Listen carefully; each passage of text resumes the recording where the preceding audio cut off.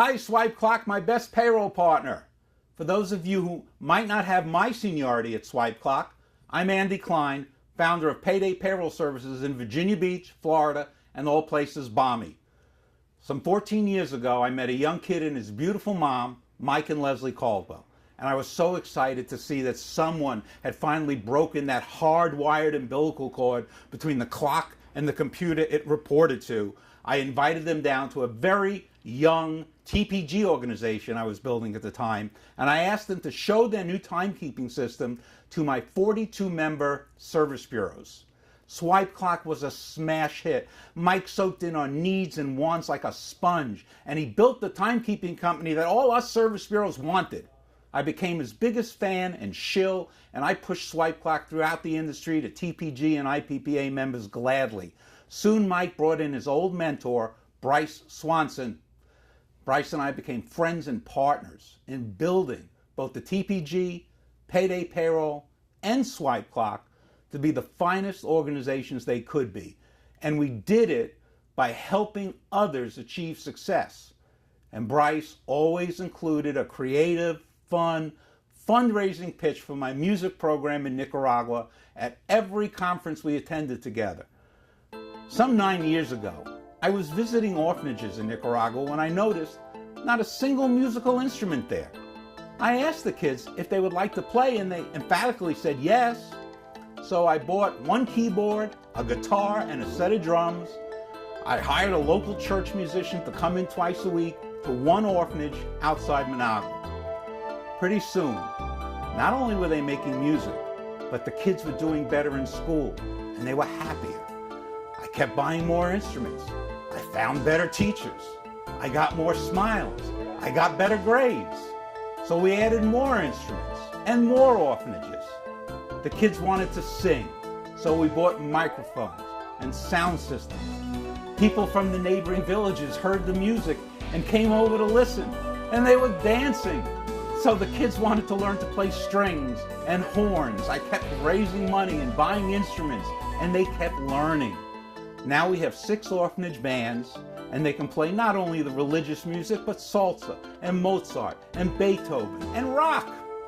Most importantly, now that I have a track record, I can state that my kids have a 90% graduation rate in a 15% country.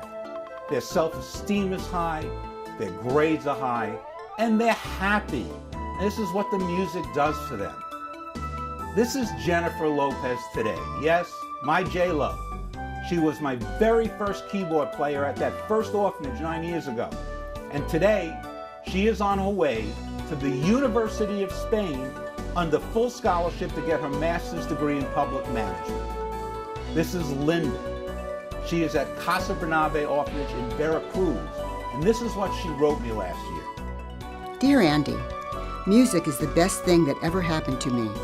Before I used to get sad and bored, many times angry with somebody, but now I have something awesome to do.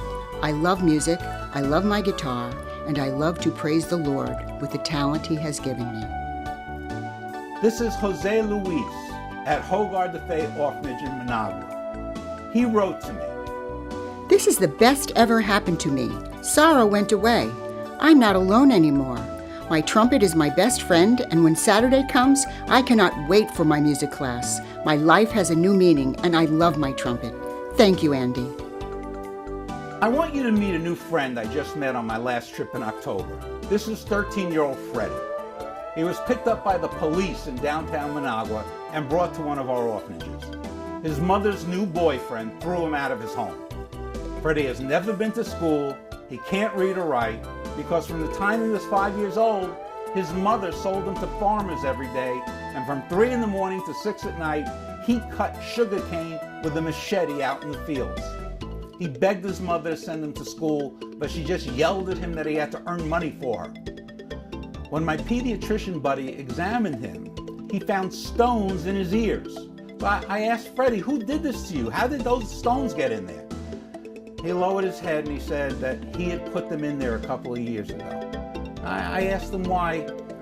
He said he put the stones in his ears hoping they would block out the voice of his mother. This is why I do this stuff. All you wonderful swipe clock techies, geeks, suits, and hotties. This is why Bryce felt it was important to help. I've been pushing Swipe Clock for 14 years, and it's been the most rewarding business relationship I and my company have enjoyed over the 32 years of Payday Payroll. So thanks for all you've done for my kids in Nicaragua. Thank you in advance for what you might do for them during this holiday season. Merry Christmas to all of you. Please light a candle for my dear friend Bryce. And I wish you all a wonderful, healthy New Year.